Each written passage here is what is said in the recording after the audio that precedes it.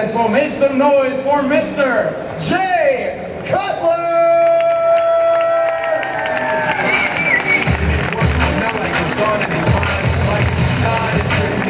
Every time before he even touches the key, speaks in a rhyme. Some fellas he runs with the kids that he signed. Ridiculous, not even trying. How do they do this? What's up, guys? Everything good? So another year at the FitExpo. It's always great to be here and see all the fans. It's easy for me because I'm on the West Coast. I spend time between Vegas and LA. Been spending more time out here because obviously the weather's a little better than Las Vegas. It's cold in Vegas right now, so I was coming here since the very beginning of when this thing started. I mean, we started an expo around the Ironman, and then of course the Flex Pro, and I've been welcomed every year to speak about different things and shake hands with the fans of Southern California, of course, and it's just it's a great honor to be here, and I appreciate everyone in attendance that came out to listen. I hope you guys have a couple questions for me, and I'm going to open it right up for that. I guess someone's going to handle the microphone. Let us get. We have the microphones here. Is just one microphone? So just so you guys know, right now, obviously this is a kickoff show of the year. Participating in a lot of expos right now, actually. We head to the Arnold Classic after this one. I go to Australia for the Arnold Classic. I'll be overseas at all the European events, international, which is huge for a lot of us bodybuilders. We travel throughout the year at different events, and they're becoming more and more. There's more competitions for the athletes to compete in. I think the bodybuilding side, as you may know, is growing tremendously in promotions as far as competitions for these guys to compete and try to qualify every year for the Olympia. And for me, obviously I haven't competed for a couple of years, and I plan to not necessarily stay away from bodybuilding and do a lot of the promotion side, and of course my supplementation and the clothing brands, but I don't really plan on getting on the competitive stage and try to compete with the likes of Phil Heath and Kai Green and these guys. So I'm just kind of enjoying everything and all the things I've done over the years. It's a great ride for me, and you know, the fans that are so supportive of that and everyone involved. So I want to thank you guys for coming out and listening to what I have to say today. So why don't we get the first question started, guys? Who has the first question, step up here. And make sure you speak loud enough so we can hear you. Hello. What's up, Dave? How you doing? Short time, Olympia. That's not a question. Today, in recent times, you can go and pick your magazine and I love the program or and you can see the workout from today in recent times. But what about in your first year of bodybuilding, your first 2 years? What were some of the workouts that were going for all the beginners and me included? What were some of the foods that you were eating, your rest days? I think a lot of us have tried different workouts over the years. When I first started training, I started back in Massachusetts, and I really just watched the guys in the gym, because I'll be quite honest with you, I couldn't spend $5 to go buy a magazine back in 1991, 92. I was 18 at the time, and I would pick up kind of tips from what everyone did, and I just learned, okay, you're going to train 5 days a week, so I would split my days, like sometimes 4 days in a row, or sometimes I train 5 days in a row, take the weekends off. I think I kind of tried every single routine there was. When I became to the upper levels of bodybuilding and competing in Olympia, my routines often changed, where I would train for 2 days and take a day off, obviously when I had a lot more size. But I really think you need at least 5 days a week total in the gym, not 7 days. And however it works around your schedule to group those body parts. Sometimes I train 2 body parts a day, sometimes just 1. I tried to split it so I wasn't so tired after training back and legs, because those are the hardest training body parts, obviously. So I tried to just work around the schedule that allotted me. I was going to school at the time and trying to eat on a specific diet. That's the most important thing, is how I follow the diet regimen and the training. Okay? Going back to your 5 years, 9 years,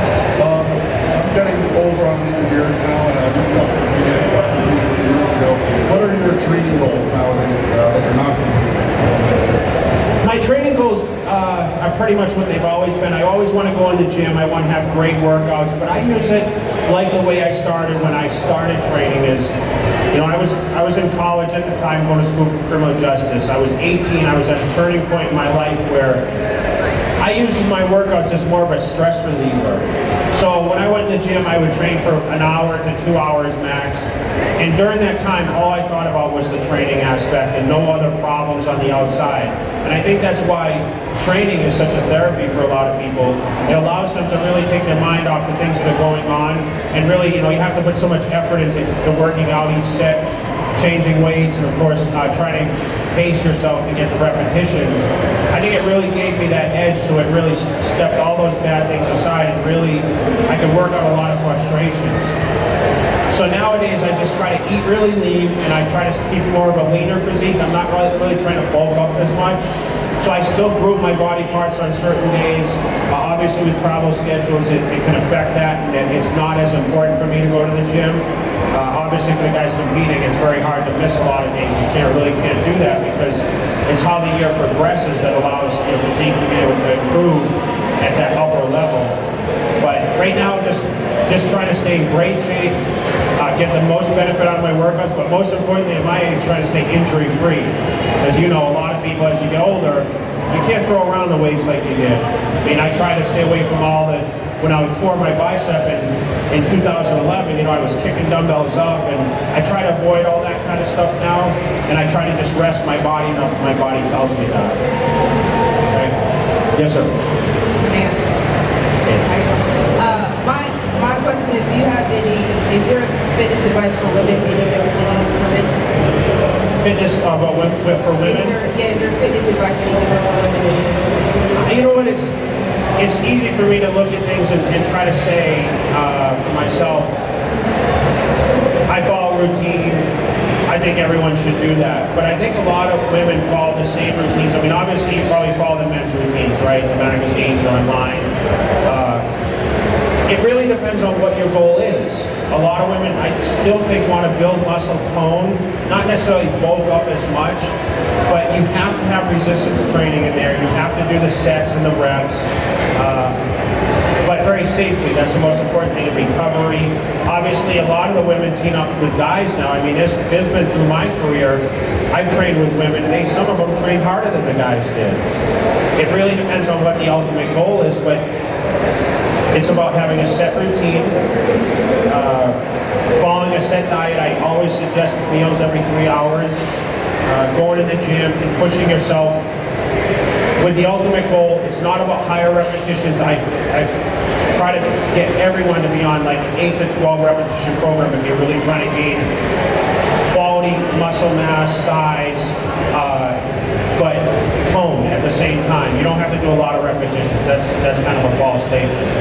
So I think the best thing is just kind of follow what your ultimate goal may be. If you're trying to lose a little weight, obviously you want to, you know, train maybe a little lighter and just really get going for the pump, which I always promoted through my career. I was always just trying to pump the weights, not train extremely heavy where it was dangerous for me.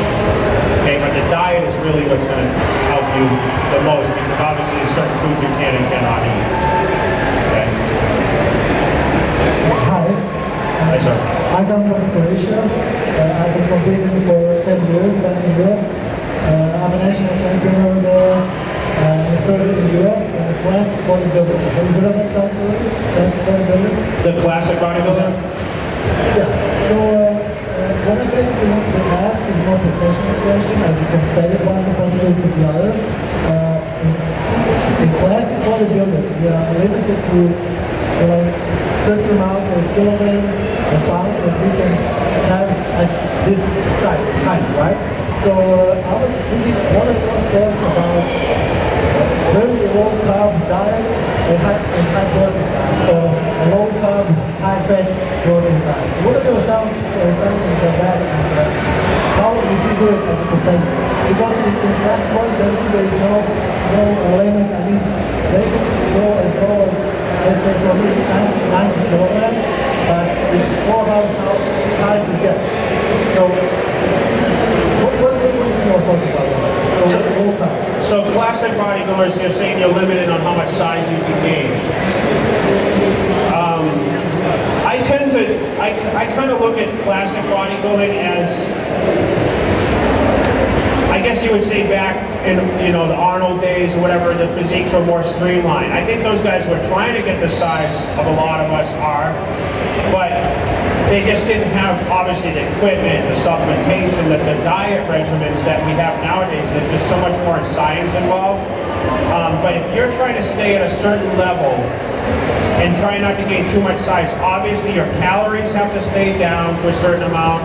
Your training, I wouldn't suggest training like all out max.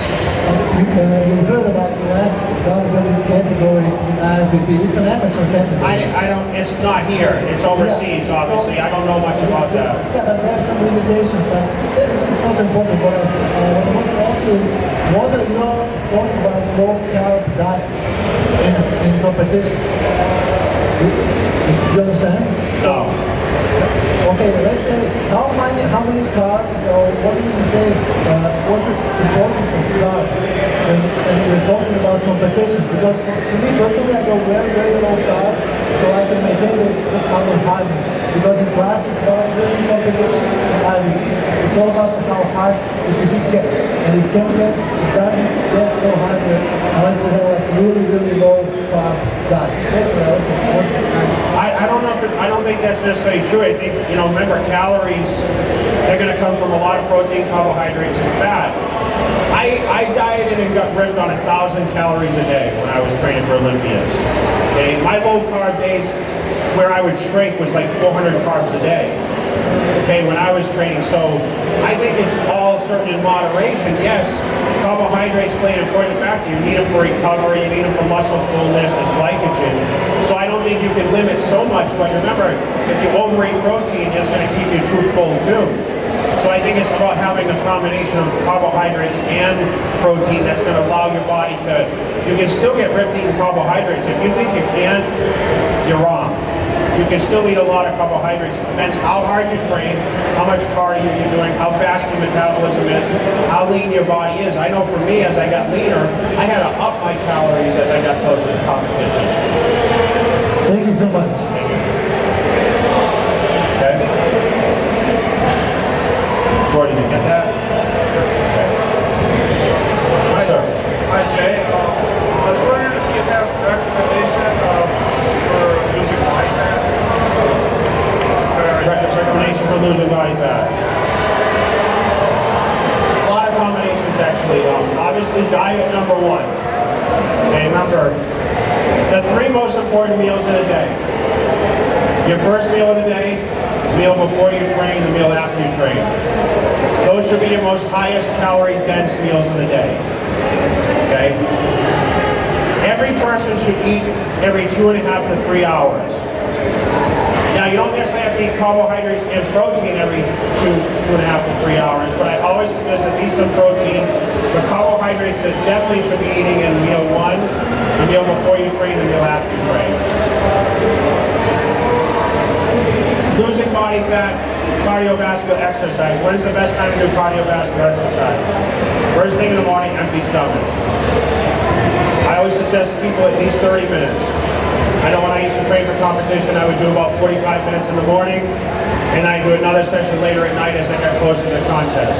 But always in the morning, first thing, empty stomach is the best time to do cardiovascular.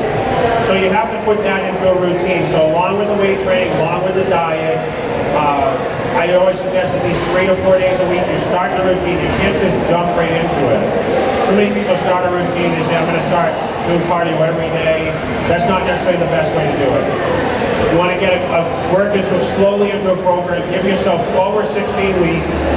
Monitor your progress by maybe having someone take pictures or getting your body fat tested, and slowly work your way down.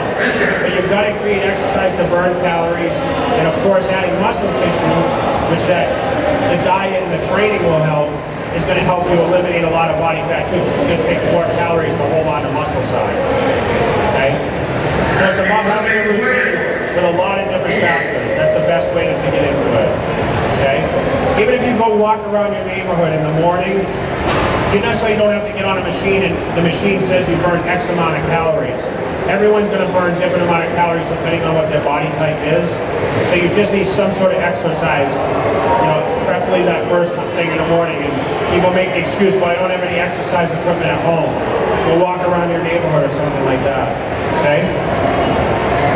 Are you going to compete again, or did you retire? Not on the Olympia stage. Okay. Thank you. First of all, Jay, I'd like to say I really like the facial hair. It's a new look for you. Got a little gray in it now, though. Anyway, you look great. I still can't decide whether you're a great bodybuilder or the greatest bodybuilder, Jay. I'm the greatest. Yeah, that's right. Okay, I decided. Hey, I'm 48 years old and I've been bodybuilding for a long time, and I'm just wondering, you know, when I'm trying to put on size, but when do you kind of give up on the dream of putting extra muscle on it? I know you used to, when you were a young buck, you used to talk about how Ronnie Coleman was a little bit older in his 40s, maybe, you know. I was just talking shit. I know, we know, and it makes the sport fun. We love it. But realistically, in your opinion, based on what you've seen in your years of training, like when is there not enough testosterone and growth hormone in a guy's system that for men? You know what's crazy is being out as much places as I travel to. I used to think, like, as you get older, you can't, even at my level, I was like, oh, you know, you get too old, you can't make progress. And I see some of these guys, I mean, they're like 60 years old and they're jacked. So I really think there is no really set limit. I really think there's a lot of factors that come into it. You mentioned, you know, your testosterone obviously decreases as you get older.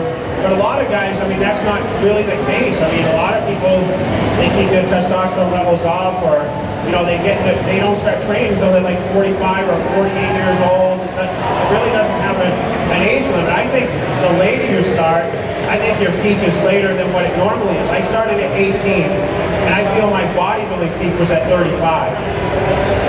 I'm 41 now, and I go in the gym, and of course, I still look in the mirror and want to look better. There's no question, but I realize that the diet's so important, and obviously the training routines and sleeping. I don't sleep as much as I used to because I'm so busy all the time.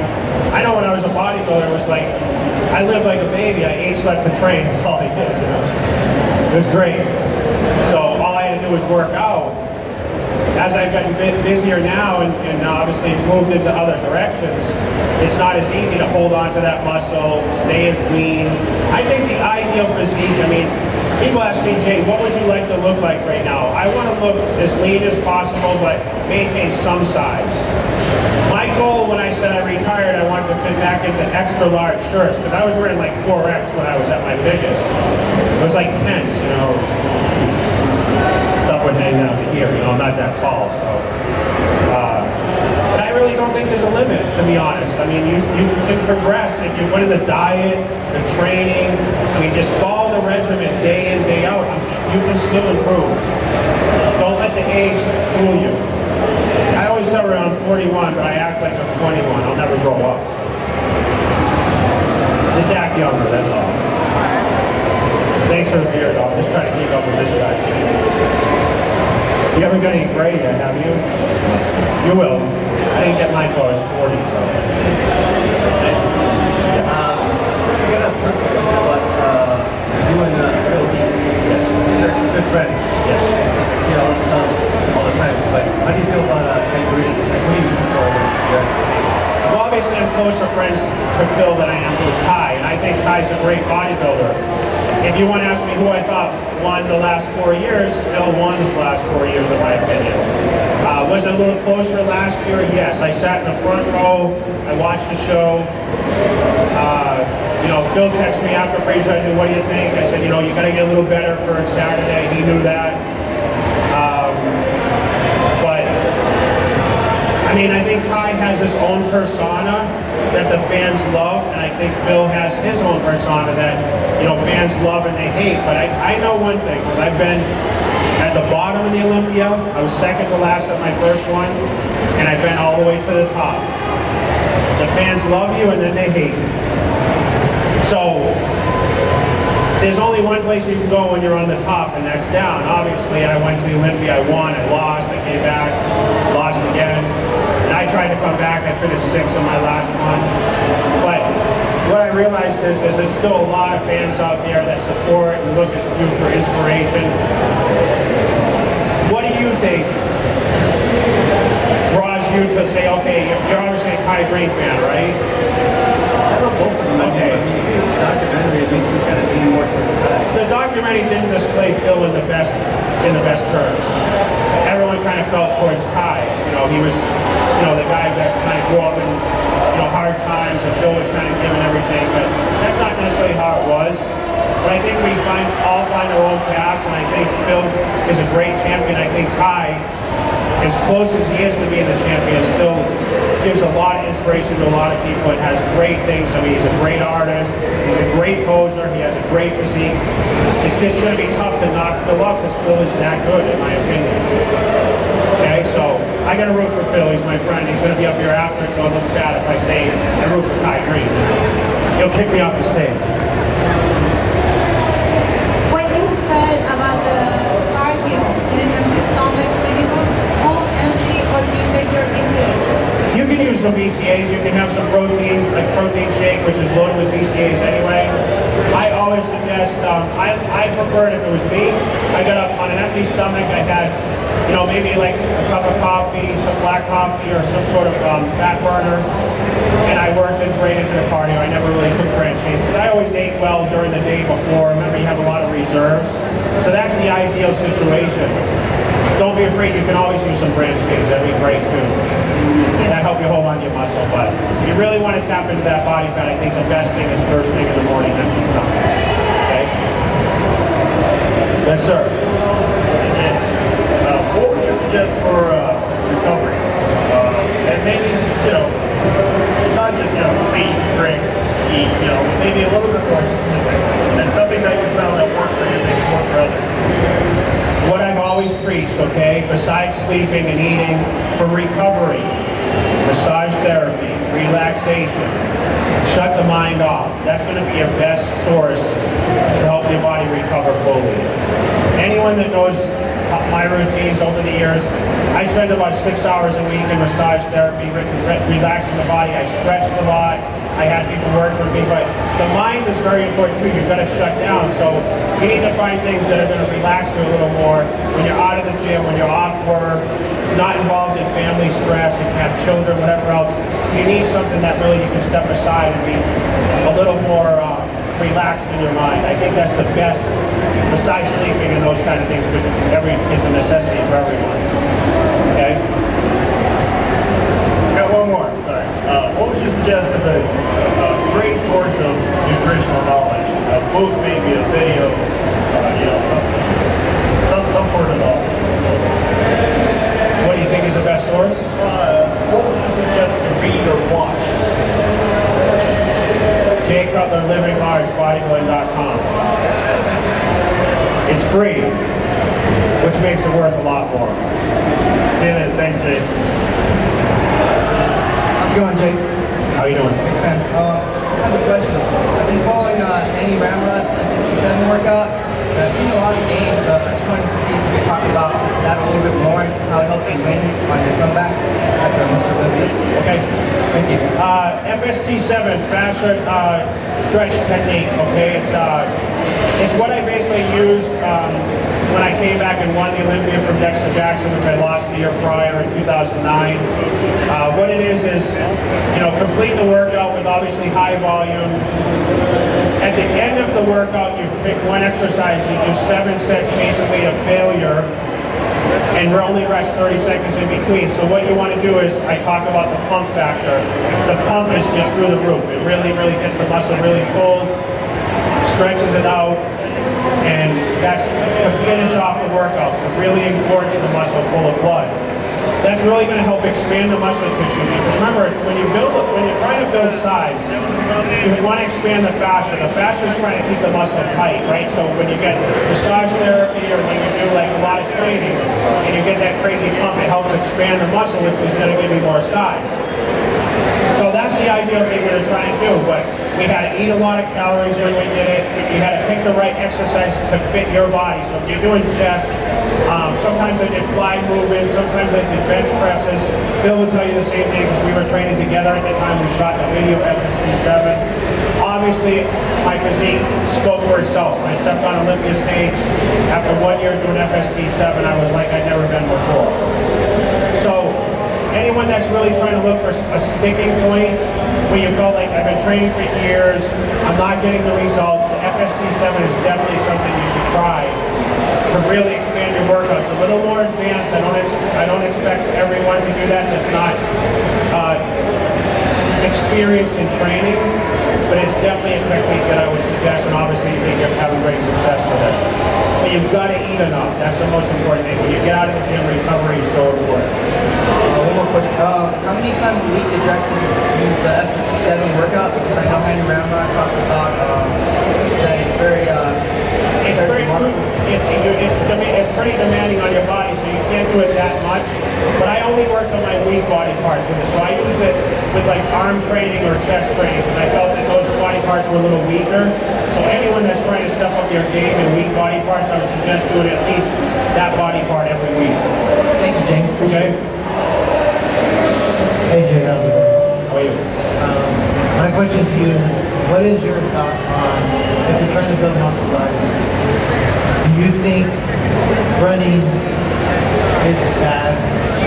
Like to say, or should people jog or walk? Because I always heard running burns the muscle. It's a good question. I mean, obviously, at our size, we're not going to do a lot of running, right? Someone that's not at the level that we're at, I would suggest, yeah, you can do some running. I mean, you see a lot of the girls are doing it. The women that ask, I mean, running is a great thing. If you guys, the girls trying to lower their lower body size, because a lot of them are a little bottom heavy sometimes. I always did stair mill. That's what I like to do. But you can jump over the box. First time ever So much at FitExpo. Mr. Damon John from Shark Tank, creator of the football line. Mr. Damon John, along with Victor Ortiz, are appearing now in the Titan booth at the back of Hall K. Mr. Damon John from Shark Tank, the creator of Fubu, with Victor Ortiz in the Titan booth in the back of Hall K. And you guys want to run there quick? All right, so basically what I was saying is just, no, I think cardio should be lower intensity and just not trying to burn too much muscle mass that way. You just want to really get the heart rate up, not to the point where you're just going, but you can salvage some muscle that way. Hi, how are you? How are you? Good. Throughout your career, through the ups and downs, the wins and losses, what has been your greatest lesson learned? Greatest lesson in 20 years competing. Number one, never think you're going to win every show. Prepare yourself, obviously, for the other size. A lot of times I did believe I was going to win, but I always kind of prepared myself if things didn't go exactly the way they were supposed to. I was kind of prepared for that, but I always try to stay hungry. That's the main thing, and I think that's the hardest part for even someone at my level is after you win and you're as great as you are with the titles, we still go home and we have the same situations as anyone sitting in this room, and we're all apt to just, I mean, that's just human nature is we get adapted to certain things, and I just don't think you should get complacent. I don't think I was ever satisfied with the way I looked. I always wanted to be better than I was, and as much as everyone told me, you look great, you could be, you know, you can't be any better than this, I always tried to be better, always with what I did. I never got complacent. And I think that's the lesson with anything. I learned a lot from being a bodybuilder in general life, and through the ups and downs, I think it's good. I always tell everyone, through all my success, and my failures were almost the biggest successes, because I learned that there is, number one, a failure side, but number two, never to make the same mistake twice. You try to avoid that. So moving forward, I mean, that's how it is with bodybuilding too. You've got to follow the path that you believe. Try not to make as many mistakes as you possibly can. I mean, that's the main thing. Okay? Thank you. How are you doing, Jake? Hi, sir.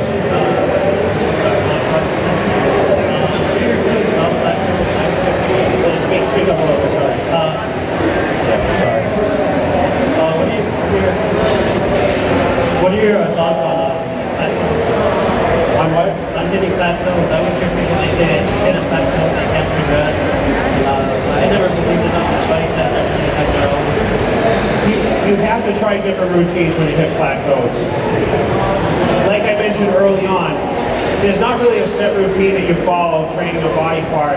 You know, some people train twice a week, some people once a week. I always try to give my muscles 72 hours to rest. So before I would train that body part again, it would be 72 hours in between. I think the biggest thing as far as trying to continue to make gains is you have to hit a body part from a lot of different angles. Okay, you have to vary your exercise. You can't just go in the gym, do the same thing week after week, expect results. Eventually your body's going to get used to that. Training in different gyms, that can be great too. Different atmospheres. You ever walk in a gym when it's really quiet and there's no one in there? It's kind of like unmotivating, right? But when it's crowded and there's a lot of people around, it kind of gives you more of an influence to work out. So you've got to, having a training partner, get someone to push you, grab a workout with someone. There's no reason you should hit plateaus if you really sit back and think, okay, what am I doing wrong or what could I do better? Surround yourself with the positive influences, which for certain people that's different things. I mean, I know when I come to LA, okay, I train a lot of times in Las Vegas. When I come to LA, I train at Gold's Gym Venice. I get to train around a lot of the top pros.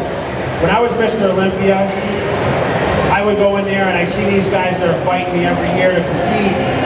And I say, you know what, I'm going to go in here and have a kick-ass workout and show these guys why I'm Mr. Olympia.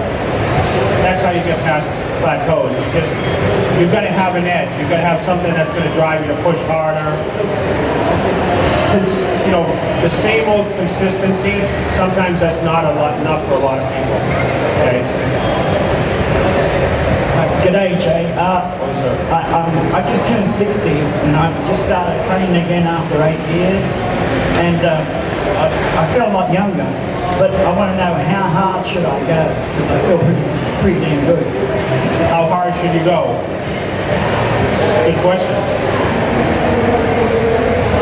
Basic guidelines. How many days a week are you in the gym? I actually train at home. I've got my own gym set up. But I do it like 3 times a week. How many times? 3. Yeah, that's good. You start off with 3.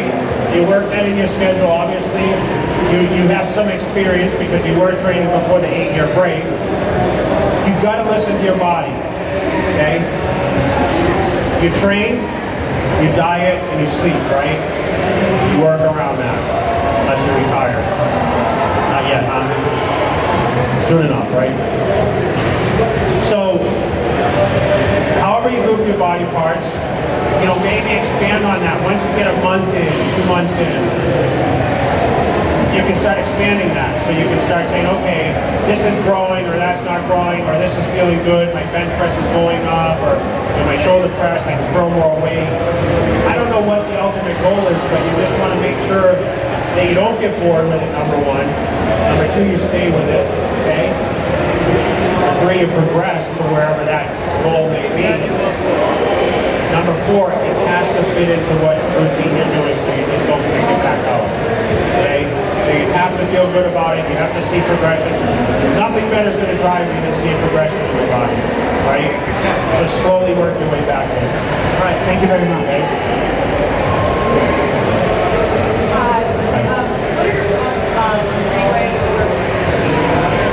Free weights and machines. For women or for men? Okay. I was going to say for men, free weights are for real men, machines are for pussies. I use a free weight. But I've never used a machine. I use free weight. Okay, so. But I was wondering if there was free weight. I think a lot of the new machines are actually, they do the motion for you, a lot of them. But you're a free weight girl, huh? You see the bicep. My legs more than I'm good at. Your legs more? Working on my number one. But, okay, but you're saying like you say go do free weights, just stick at it. I would, you know, if you're used to doing free weights and you're not scared of doing free weights, some girls, this is the most common thing. I get these girls that come up even at the expos and like, Jay, I have a question. I really like weight training, but I don't want to get too big. Or the guys that say to me, Jay, I don't want to get as big as you. I'm like, okay. When I was like 300 pounds. But I think sticking to a lot of free weights is gonna work more with your core. Obviously, free weight movements, but machines, they can be beneficial for like the arm movements or finishing movements like the shoulders or chest, whatever. Legs, obviously leg press, the hack squat are really, really good. I don't think squatting is the best as you get older, put a bar on your back. Some people use a Smith machine, so I guess that would be considered a kind of a machine too. But I think, you know, stick with really what feels good on your body. If the gym only, a lot of gyms only have a lot of free weights, they don't have a lot of machines. Stick to the free weights. Look good. I can't hear it. Go on.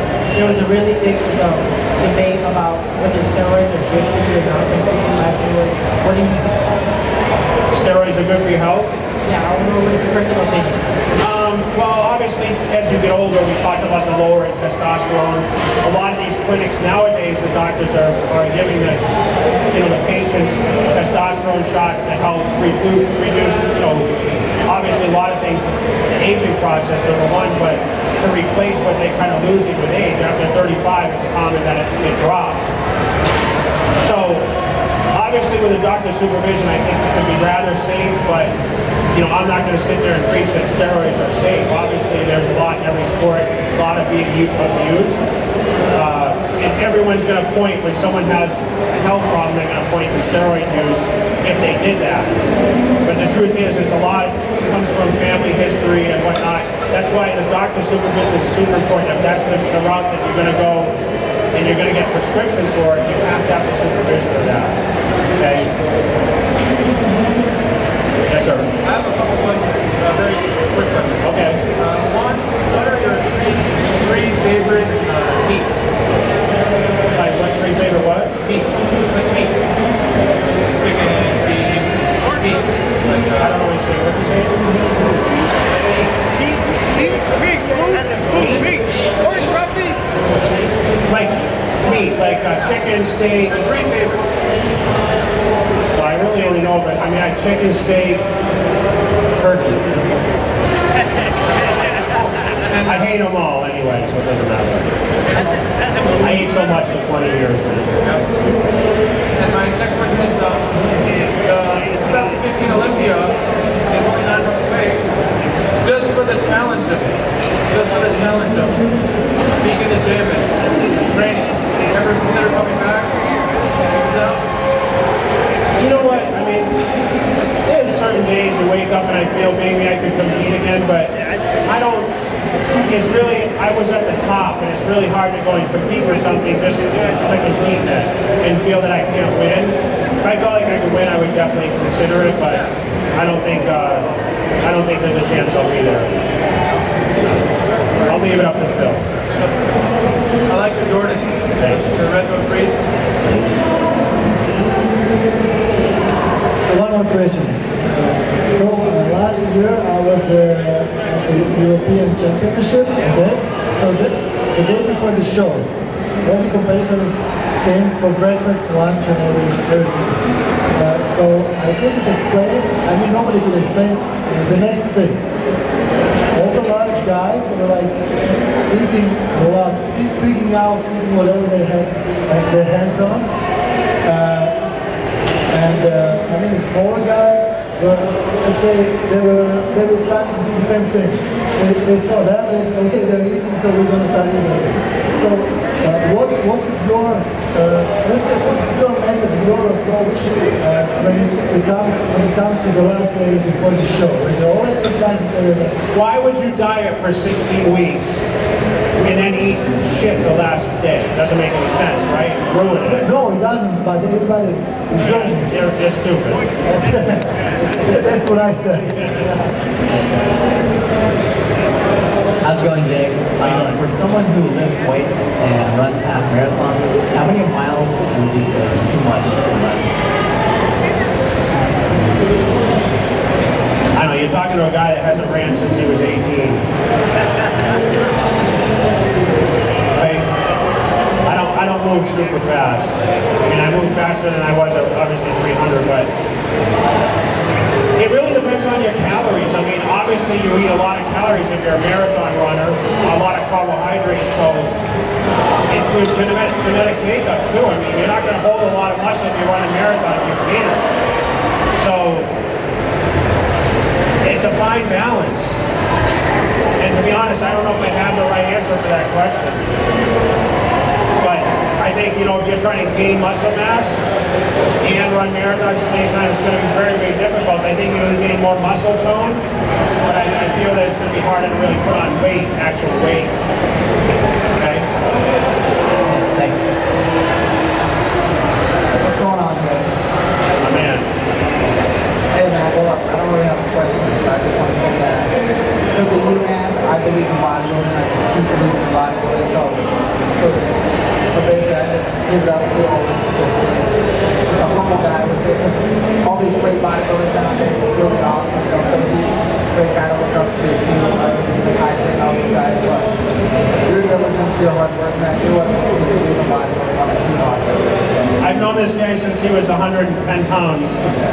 He was a little teenager, he wrote me and said, you know, I want to come see you at the Olympia, and he came out with his dad. And how many years ago was that? I mean, that was 10 years? That was the first year you won, so. Yeah, 9 years. Yeah, so you let me sit with your family and stuff. Yeah. You got a bunch of good vibes coming in, and then, you know, the university's like, hey, 2009 Jake Cutler wins on Mr. Olympia. I just want to give it up to you. Good man. You're still training hard, I see. Still training hard. Put some muscle on, but one day it's figures you. It'll happen. Good. That's well. Good to see you, man. Hey Jay, I know you suffered the injury on your bicep, but as far as your joints go, you know, in some of your videos you talk about, you know, hey man, I'm kind of hurting. You know, how are your joints right now? Are they? Joints, honestly, since I've lost some weight, feel a lot better. I try to keep good fats in my diet. I think that's the best thing for joints. Everyone asks me, how do I avoid joint pain? Obviously, training smart. A lot of stretching. You have to still stretch. But, you know, make sure your diet isn't, you know, it still has some good fats in it, because your joints will get dried out, depending on how low your calories are. But everyone's going to suffer from some arthritis as they get older, there's no question. But when they opened up my shoulder, actually, when I tore my bicep, the doctor said he couldn't believe how clean my shoulder joint was. He said, normally if someone your age, I was 38 at the time, he said there's a lot of arthritis in the joint, especially of a bodybuilder or someone that lifts weights, and he said your shoulder was in perfect shape. So hopefully that's a good sign for me as I continue to lift weights. That's probably due to your genetic gifting, though. Genetics for sure, but I can take very good care of my body too. I got to take some credit a little bit. It's good for my ego. There you go. Hard work. Hey, also, I took enough of your time. Thank you. One more question. I always had more mass on the golf currently. So, do you have any tips for your calves? Tips for calves? Yeah. I had little calves. I remember my sister said to me when I first started training. Thanks. No, I said. When I first started training, I was doing a lot of squats, so my quads got really big, and my sister, who was a year older than me, said, your legs are really big, but your calves are really small. I said, okay, she's never gonna, I'm gonna fix this. So I started training my calves every day. I tried to train light, high reps, low reps. I did every single calf routine there was. What I found worked best for me was train them once every 5 days, like I do every other body part, and I train with heavy weight for 8 to 12 repetitions.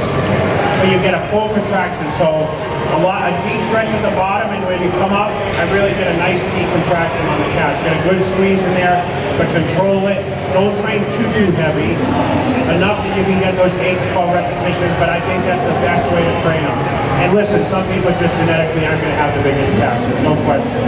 And you've got some muscle tone there, I think you've got a chance. Or look like a runner, but thank you for the tip. It's a good excuse.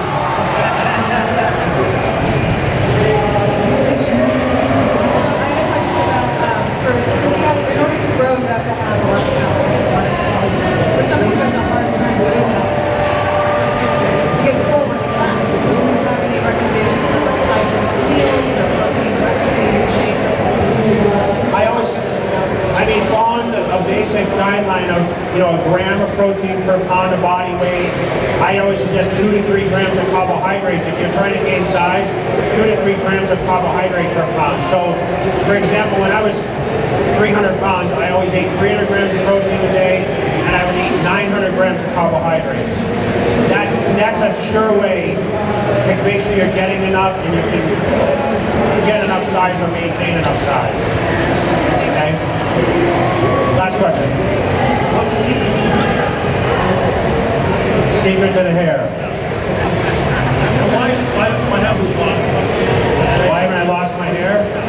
Something.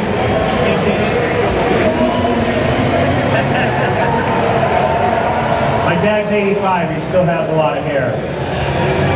So I'm going to blame it on good genetics. I don't do it, I don't do anything special. I take a shower a few times a day. I don't know if that helps, but... You don't demand supplements or anything?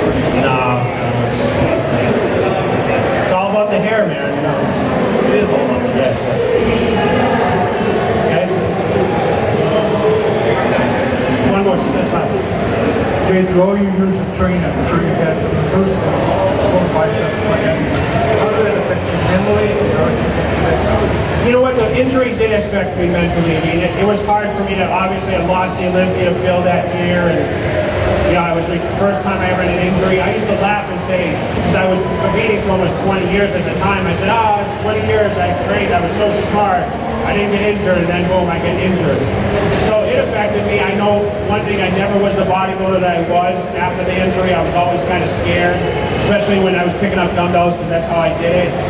It's kind of like that thing, it brings back those memories when it happens, and it was just a freak accident. I didn't do anything stupid.